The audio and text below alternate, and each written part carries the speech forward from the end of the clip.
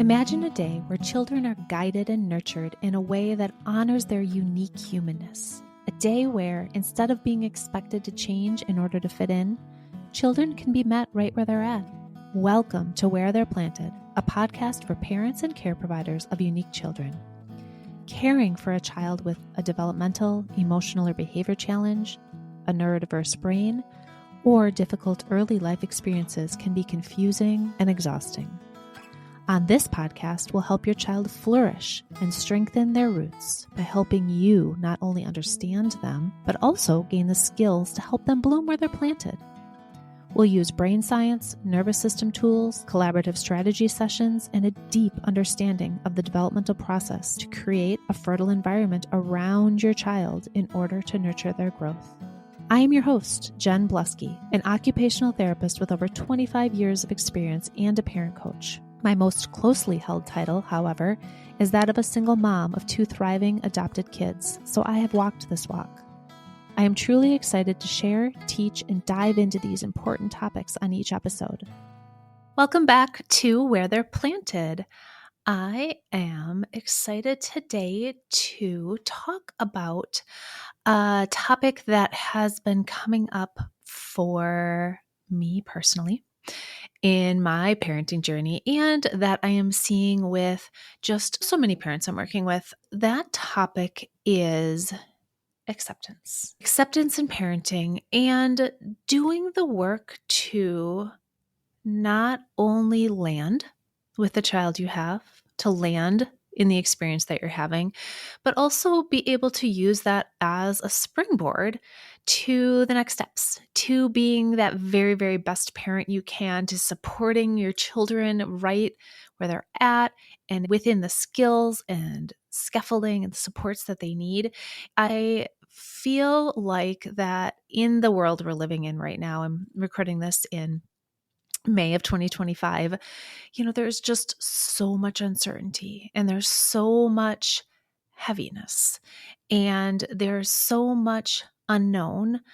And I'm spending a lot of time reflecting around how we just land in where we are, right? Not in a place of giving up, not in a place of throwing in the towel and, being in despair, but really as that starting place for taking the next step and figuring out sometimes what that next step even is supposed to be.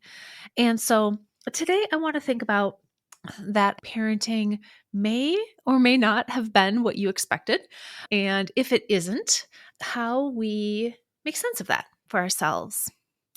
I want to take a moment to remind you that if you like what you hear here, that we have our collective called Thriving Parents Collective, and our work is all about supporting you as the parent, supporting you with skills in how to support your neurodivergent child, your child with sensory processing disorders, your child with mental health concerns, just really supporting your child in a way that supports growth and supports autonomy and supports really being seen. And so if this is something you're interested in, feel free to check us out. I will link our website in the show notes. So let's get started with parenting maybe not being what we expected. Take a moment and imagine what you thought parenting would be like. What was that before picture?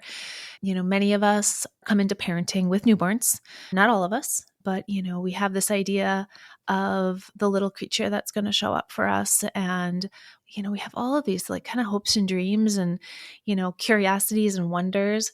And to really think about where those expectations came from. Did they came from how we were parented? Did they come from this idea of what's culturally, quote unquote, accepted in parenting or in childhood, social media potentially? I think about when I became a parent through adoption. And so right from the get-go, what I expected and what was reality was very, very different. I remember talking to my friends, describing that it felt so unnatural that a child was just put in my arms and poof, they were mine. And how challenging that felt, not having that sort of connection of hoping and dreaming about them for, 9 months. And right from that get go, the parenting expectations that I had, I really had to sit with. Oh, wait, this isn't exactly what I anticipated. And so, what does that mean for me as a parent? Does that make me less of a parent, or does that make my relationship less than?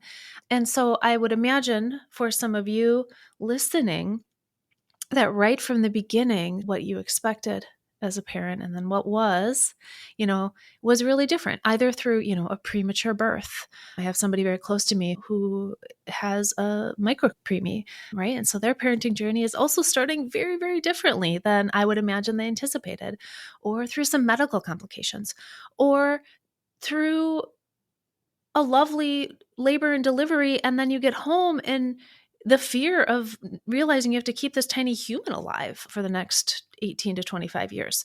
And so I really want to honor first, when we're really thinking about kind of accepting where we're at as parents, where we started and what we kind of thought it was going to be like what we expected. I had all these hopes and dreams of being this parent who made all this amazing organic food and was able to, pull together all these awesome crafts and all the things. And then, you have a 2 and a 4-year-old or a 1 and a 3-year-old. And if you can get them fed and through the day, some days that's a success. And so really thinking about, oh, I had a different set of expectations than potentially is what happened. And also in thinking through the expectations that we may have as a parent, not only is it when our kids are young, but really thinking through like, man, did we have like these expectations of like how our kids are going to grow? Are they going to be in sports like we were, right? Or are, they going to go to college? Or is that not something that's in alignment with the truth of who your child is?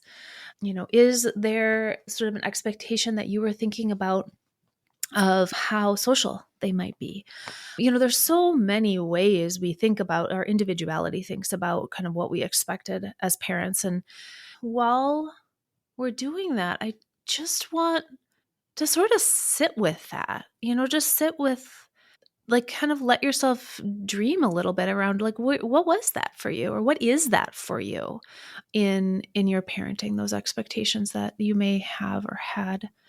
And then from there, we sort of are thinking about beginning to honor if it didn't go as we anticipated. And I'm going to make a presumption that for most of us parents, some more than others, parenting didn't go exactly like we planned. Right? Maybe there was a separation in the family. Maybe there was a trauma that occurred that you had, no control over, that now you're managing in your relationship and with your child. And I really want you to think through and to honor sort of what comes up in your body and in your sensations around that. I know for myself, there's a lot of guilt. There's sitting with a lot of guilt that isn't necessarily well placed. I think it's more honoring that it just is and it just was. It might be that in parenting, you're feeling excruciatingly burnt out, just excruciatingly overwhelmed and excruciatingly burnt out. And I think that there's a place to honor the emotions there. We know that in order to move through a stress cycle, we must first honor what is. And so I'm not going to say that we're going to sit with those emotions forever and be stuck in them, but we are going to honor sort of, gosh, what comes up for you when we think about that. And I also want to acknowledge this idea that there is so much societal pressure to be sort of the quote unquote perfect parent, right? The parent who always has everything together, and the parent whose kids are always pulled together looking, and, that everything goes right, and that we can manage our schedule well, and that we never forget an appointment, and that we're always feeding them nutritious food. And that's just not reality. It's just not reality to be able to be a true, authentically connected parent and have it all together all of the time. In fact, there's some statistics out there that if we can have it together 30% of the time, we're doing pretty good. And so, as we think through what didn't go according to plan, this idea of maybe making a choice to let go of that vision of striving for the perfect parent and whatever that means to you, or the perfect parent and whatever you feel like that society is telling you to be.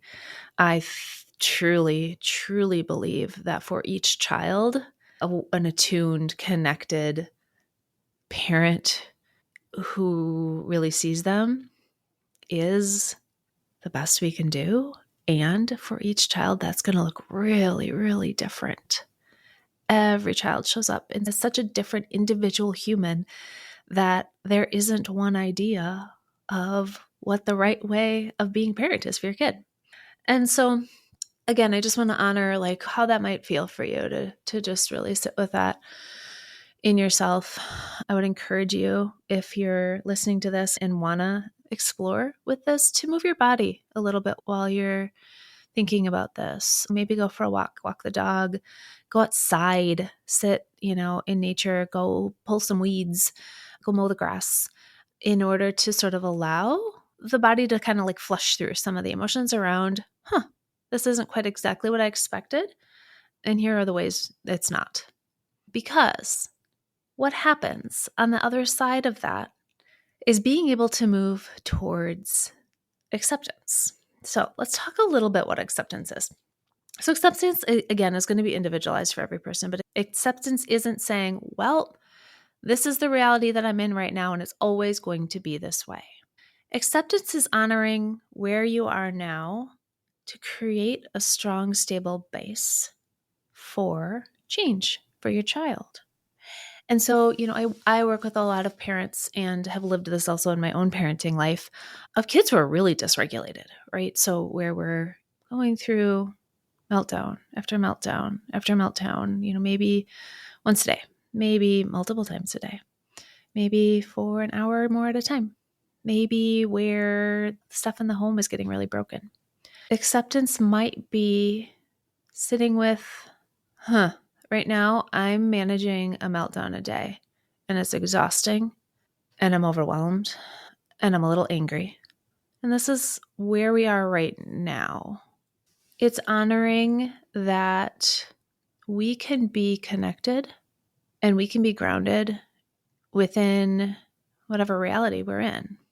And from that place of acceptance, you're able to stop fighting against the reality. Right? It's a lot of energy to fight against your reality. It takes a lot of energy, especially when you're in a parenting situation where you don't have a lot of energy reserves to give. I know that in our PDA episode with Mel, she said it beautifully. She said, to paraphrase, is like, this is just where we're at. We sometimes don't go to events because that's going to be too tricky for my child. And so therefore this is where we're at right now. And when we stop fighting against the change, we stop fighting against the reality of what is right now, how that might shift the relationship with your child. And so an example of this might be that when you have, I'll use again an example from my life as a parent, when you have a child who is a teenager, right? I talk about my teenagers a bit. There's a lot of sort of another round of dysregulation that happens in the teenage years because developmentally they're supposed to be moving away from you. And when in my parenting, I get a flippant blow of, I don't want to do the thing you told me to, or you're so annoying because you don't understand what it's like to be in my friend circle. The idea of acceptance for me is that engagement really stunk. It didn't feel good. But I also understand that it just is what it is right now. I'm not going to spend the rest of my day fighting against that we had a hard interaction. I'm going to accept that, that was a really tricky interaction.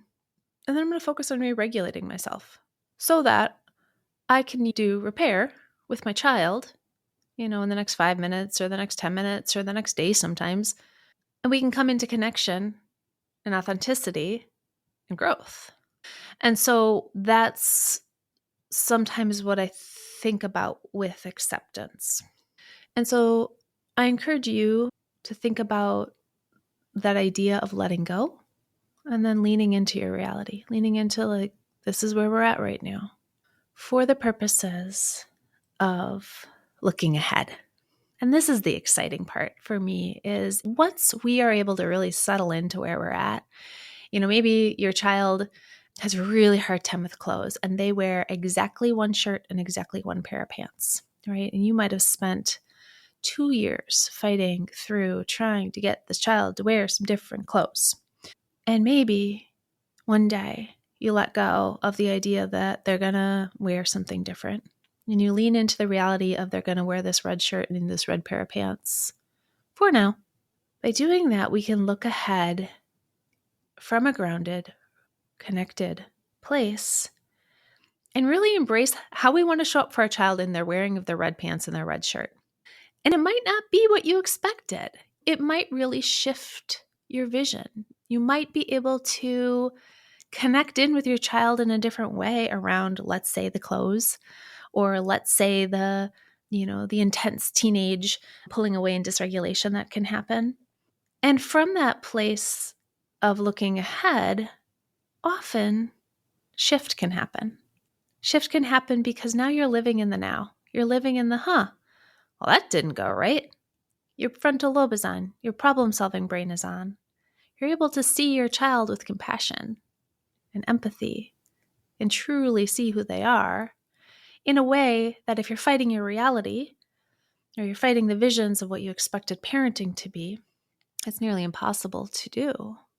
And so from there, from that idea of looking ahead through acceptance of sort of this is where we're at right now in our parenting journey and in my relationship with my child, we can often redefine what our parenting is. I've talked to parents over time, with kids who sort of defy all of the obvious, parenting rules, right? The consequences don't work, the timeouts don't work, the traditional go get up, go to school isn't working. And I've talked to the parents about, with the child you have, you're doing another kind of parenting that hasn't been defined yet. And from that place of acceptance, you can find what that different kind of parenting is. And you don't have to do that alone. You can do it through a strong group of connected professionals who really see you and really see your child. You could do it through a group of other parents who are in a similar experience as you. And redefine what your parenting means in a way that is closer to authentic for the situation you're in and for the child you have, and likely for the parent that you've become.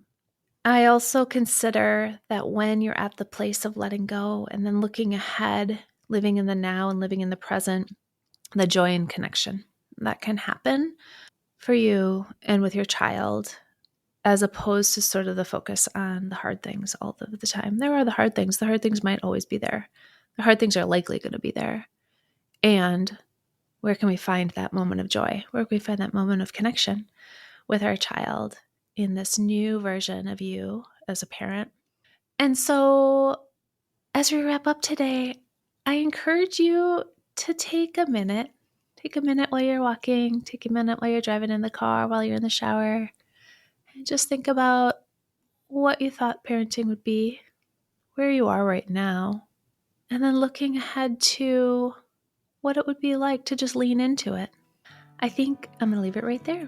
Where They're Planted is a Lit Path Studios podcast and is produced by Jamie Gale and Jen Bluske. Music is by Gaston Reen and Pod 5. Thank you for loving your child right where they're planted.